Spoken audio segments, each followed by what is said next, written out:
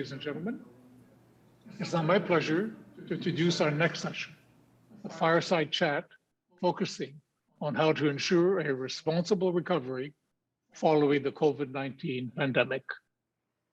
This promises to be a fascinating discussion between two global leaders, Kristalina Georgieva, Managing Director of the International Monetary Fund, and Guy Cormier, President and Chief Executive of the Desjardins Group. While I'm keenly interested in their views on the economy, pandemic response, and fair domestic and international recovery, I look forward to hearing their views on greener recovery and climate change.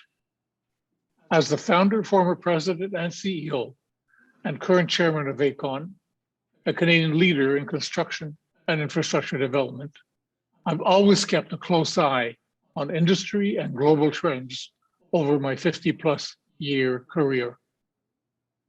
ACON has long been a sustainable organization, from connecting communities to clean energy projects and working around endangered species for decades. We've been working sustainably day in and day out. As we've evolved, though, we now have a true consciousness of sustainable practices. This year, through our Building Better Together initiative, we are proud to set specific targets and goals, including achieving a 30% reduction in direct CO2 emissions by 2030 and net zero by 2050. With that, I'm pleased to now introduce Guy Cormier, who will provide a more formal introduction to Kristalina Georgieva. Guy has been president and CEO of Desjardins Group since 2016 and has been with the company since 1992. Under Guy's leadership, Desjardins is now the leading cooperative in Canada and the sixth largest in the world, with assets of close to $250 billion and 47,000 employees. I know Guy prides himself on encouraging audacity and innovation, so I expect this fireside chat to be bold and very informative. Guy, over to you. Thank you very much. Merci beaucoup. Bonjour tout le monde. Good morning. Thank you very much. Like they said, my name is Guy Cormier. I'm the president and CEO of the Desjardins Group. Bonjour Madame la mairesse. Bonjour Messieurs Rémillard. Un plaisir d'être avec vous ce matin. Hello, Ms. Mayor of Montreal, Mr. Rémillard. With a one-on-one discussion with the managing director of the IMF, Mrs. Kristalina Georgieva. Bonjour Madame Georgieva. Welcome to the Montreal Conference. Bonjour à tous et merci beaucoup pour l'invitation. Good morning, everybody. Thank you so much for having me. I'm extremely happy to be with you today. And very much look forward to the questions you would pose to me. But also, let me say, I haven't been in Montreal for quite some time.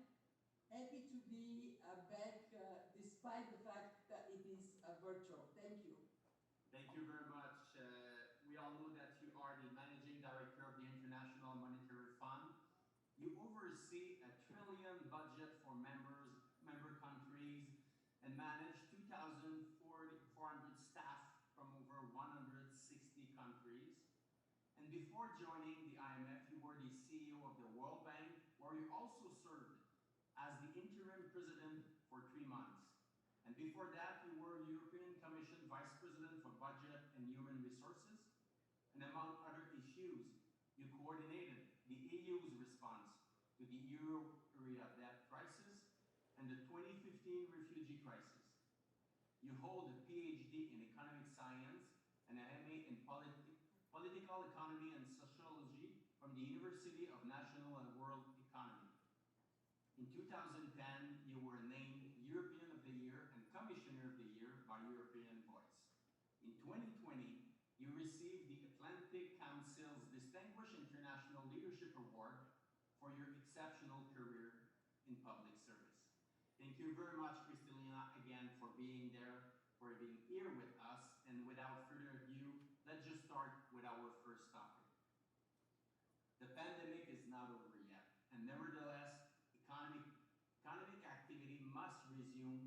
to meet the needs of the populations. What is the IMF view on the global outlook right now, risk, and the steps policymakers need to take to ensure a strong, a fair, and a sustainable recovery? Thank you very much, Guy. Very kind introduction. We are living through a crisis like no other. Never in our history we would ask producers to not produce and consumers not to go out and consume. And that's exactly what we had to do early in 2020. What has happened since is remarkable. First, we got the scientists delivering vaccines in record time.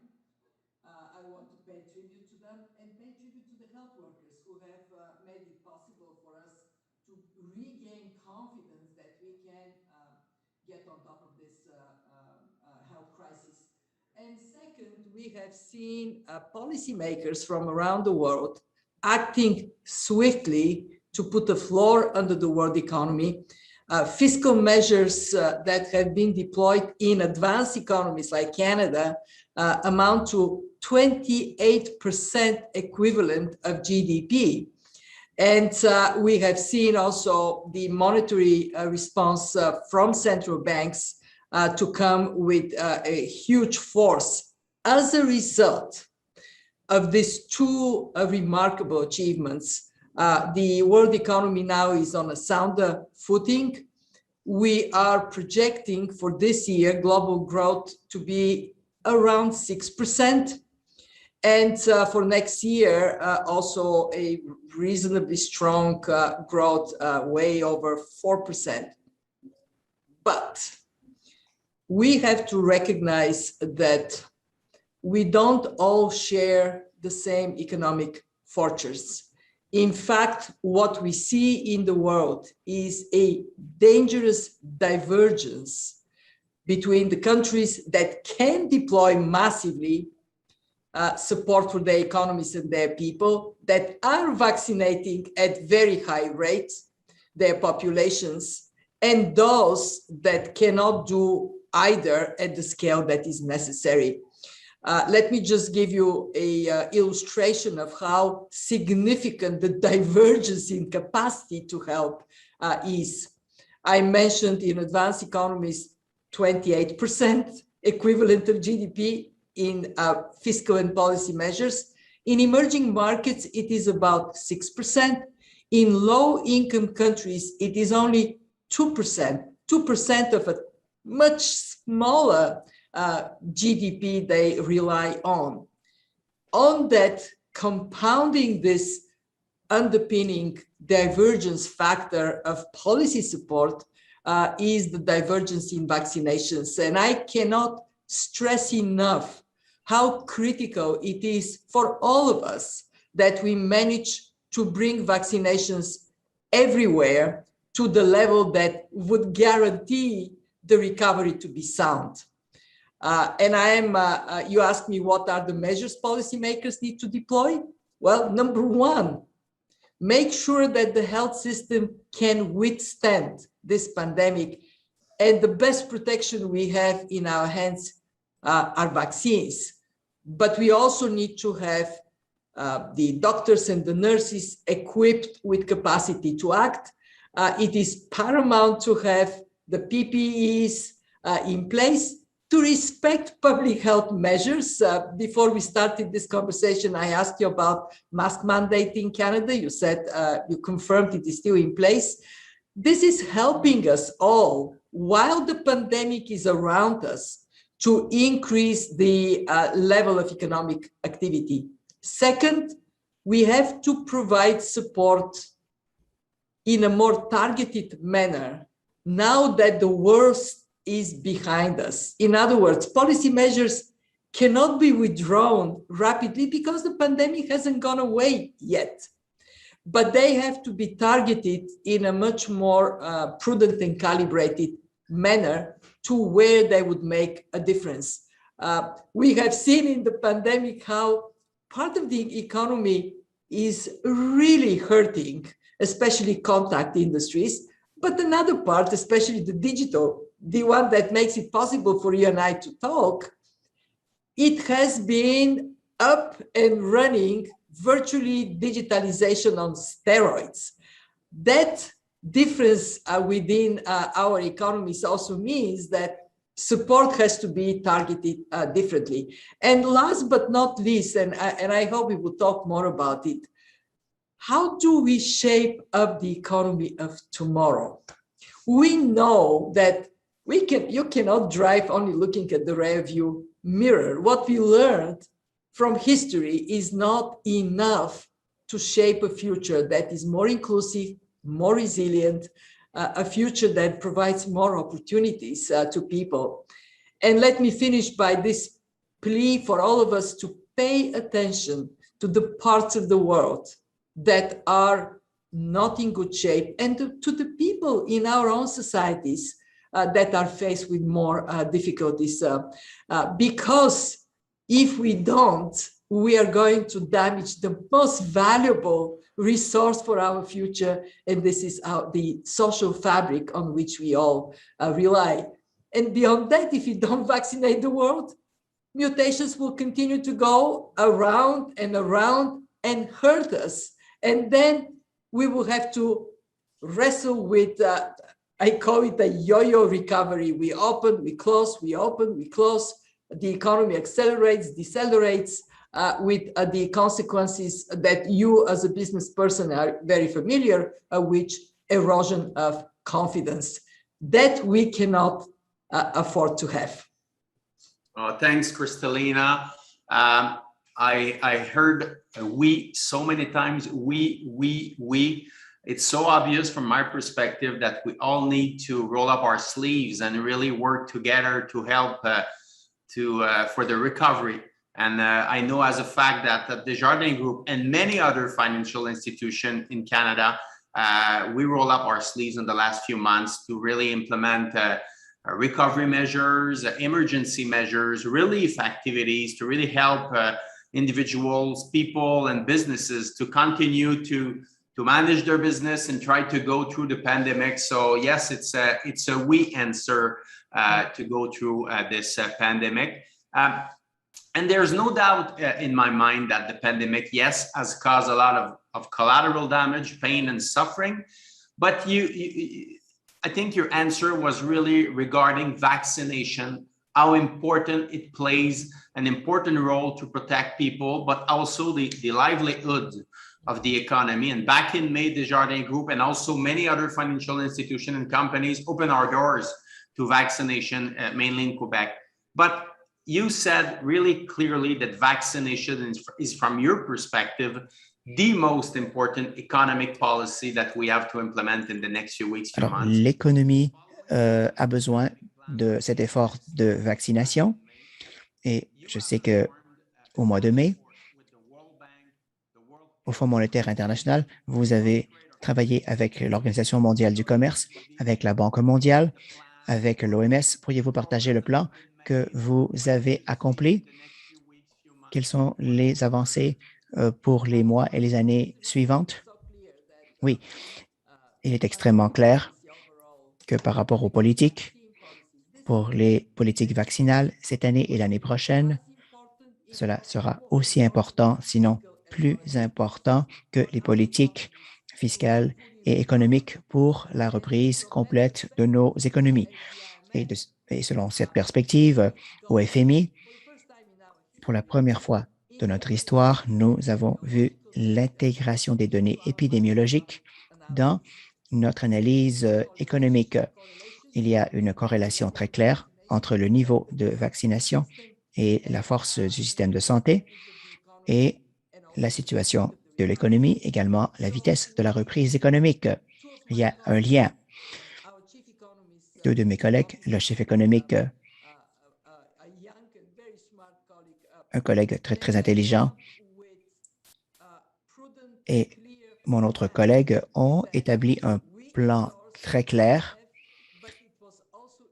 chez nous, au FMI, mais cela a été également appuyé par l'OMS, par la Banque mondiale et par les organisations internationales. Donc, au cœur de ce plan, il y a un message très clair. Nous devons avoir un but clair de manière à relever l'économie et cet objectif pour cette année doit être la vaccination d'au moins 40% de la population dans tous les pays. Bien entendu, au Canada, le taux de vaccination est plus élevé. Pour l'année prochaine, on parle de 60% de la population vaccinée. Pourquoi? À ces niveaux-là, on verra une accélération de la reprise économique. Et bien entendu, on va pouvoir préparer un terrain fertile pour faire en sorte que la pandémie soit sous contrôle. Alors, on a confiance que cela est possible. Nous avons travaillé avec les fabricants de vaccins et on peut dire oui, nous aurons le nombre de doses nécessaires pour l'objectif d'aujourd'hui et de l'année prochaine. Et il y a un prix à tout cela, 50 milliards de dollars. Actuellement, plus de la moitié est déjà sécurisée, mais malheureusement, il faut qu'il y ait encore un effort collectif nécessaire pour se mobiliser. Alors, qu'est-ce que tous ces fonds seront en mesure de faire? Garantir que la production vaccinale va être nécessaire ou même être au-delà. Pourquoi au-delà? On a déjà vu le besoin de ces doses supplémentaires, les boosters, et dans les autres pays. Effective than it is Alors, on voit que dans certains pays, c'est moins efficace. Dans certains pays en développement, c'est moins efficace. I'm sorry, I'm interrupting myself because I'm getting interpretation in French that comes in parallel with what I say. So this is to technical support. Please take care of this. Going back to my main point is that we know we have to overshoot. We have to fund more than technically is necessary. We also know that in developing countries, the buying of vaccines is only a small part of the problem. The big problem is delivery, refrigeration, nurses and doctors available in remote places. And we also recognize that there has to be an investment in surveillance around the world. So if a mutation appears in one place, it's like a fire started that we can put down as quickly as possible. Why the four organizations came together? Because we are the four corners that the international community has put exactly for a crisis like this. And joining forces means the World Bank massively increasing their financing. They're actually committed to provide 20 billion in support of developing countries. The World Health Organization mobilizing the money to go where the money is needed. The World Trade Organization fighting something very, very serious and unfortunately still alive, and it is trade restrictions. Trade barriers on the way of vaccinations means we are shooting ourselves in the foot.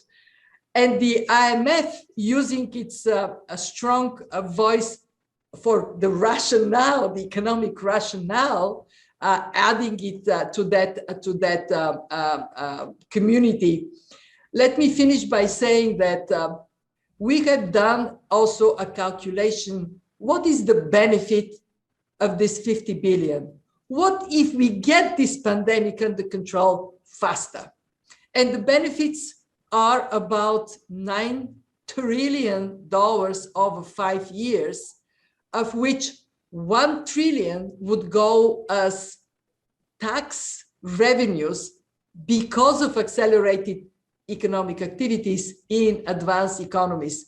To put it very bluntly, that is probably the best value for money investment we can make in our lifetimes. So for those who are listening, if you have a way to advocate for vaccinating the world, making health systems around the world stronger, more resilient, use your voice. Thank you very much, Kristalina. I think this message for solidarity with low-income countries is emerging countries is quite evident. And since the beginning of the pandemic, the international community really provide emergency financing and debt relief. And at the same time, recently the fund, like you said, issued an historical allocation of special drawing rights amounting to $650 billion and made wide-ranging reform to try to help poorest member countries. So is there other comments or other views regarding how do you see international cooperation during the crisis, or any other message? Well, we have to be honest with ourselves. Yes, there has been a great deal of cooperation globally. This pandemic made us very sober about our interdependence. But there has been also a bit of preoccupation with domestic issues, understandably so, and yet it is on the way, unless we are overcoming on the way of the recovery that would benefit each and every one of us. At the IMF, from the beginning of this crisis, virtually the first days when it became clear what kind of a crisis, unusual crisis we are faced with, we stepped up very rapidly the provision of financial lifelines. You are in financial services, you would immediately understand that if you are a country all of a sudden losing most of its revenues and faced with increased expenditures for medical purposes, unless there is a place to turn to for financing, emergency financing, it would be catastrophic. People would die unnecessarily. So we provided these financial lifelines to 86 countries. Never in the history of the IMF we have done so much so fast. But we also recognize that there is something that we can do if all of us come together that would add precious reserves and capacity to our members, our weaker members in particular, and it is called special drawing rights. Many people, probably many people on this call don't know what it is, so let me just explain it very briefly. It is the ability of the International Monetary Fund to use the strength of its members that have strong reserves and strong economies to then pass the benefit of this strength to the weaker members. We issue special drawing rights as a reserve asset, and then we distribute to all members according to their shares at the IMF. After 2009, when we had the global financial crisis, the IMF issued $250 billion special drawing rights, equivalent special drawing rights. Obviously, this crisis is much more severe. It is truly global. It affects everybody everywhere. So the membership wisely agreed to the proposal we made for a very large special drawing rights allocation. On 23rd of August, it became effective. But let me make a point about thinking bigger than the allocation itself. Thinking big means, can we do even more? And what we are now appealing to with our strong members is you're getting your reserves as everybody else. And actually, the advanced economies, the richer countries are getting a bigger share than the poorer countries of this allocation because they are bigger shareholders at the IMF. You don't really need it. Can you lend us part of it so we can on-lend it to the countries that are in desperate need of help? And to my great satisfaction, and that speaks about the strength of the collective, we are now in intense discussions. Some of our members actually set up a target. They said, let's aim for 100 billion to on-lend at concessional terms to the countries in need. We are making very good progress. At the IMF, we have a special trust. It is called Poverty Reduction and Growth Trust. It provides zero interest rate, longer maturity lending to poor countries. And I am confident we are going to massively increase the capacity through this trust. And we are discussing, and I'm very excited about it. I'm an environmental economist by training. We are discussing the creation of resilience and sustainability trust that would allow to use that resource to boost a green recovery, a sustainable recovery, to be part of the transformation of the world economy, that if we are wise collectively, we can achieve as we strive to come out of this health crisis. Well, Kristalina, thank you so much. I think we would continue this discussion for hours, probably. It is so interesting. This year, our topic is regarding fair and greener recovery because the pandemic has caused not only an economic, but a social turmoil. But it also gives us, I think, one lesson is that our well-being and our security depend of the well-being and the security of others too. And the IMF calls us toward this active solidarity that we all need right now. So I really hope that you all enjoy Kristalina's comments because for the rest of the conference, there's many other topics and discussion regarding our recovery. But launching this conference with Kristalina is really, really appreciated. So thank you very much personally, but also for all the audience that is with us right now. It's really, really appreciated. And just continue what you are trying to do as much as you can around the globe. Thank you very much. It was a real pleasure to have you. Thank you, Guy. Bye-bye. Bye. Bye.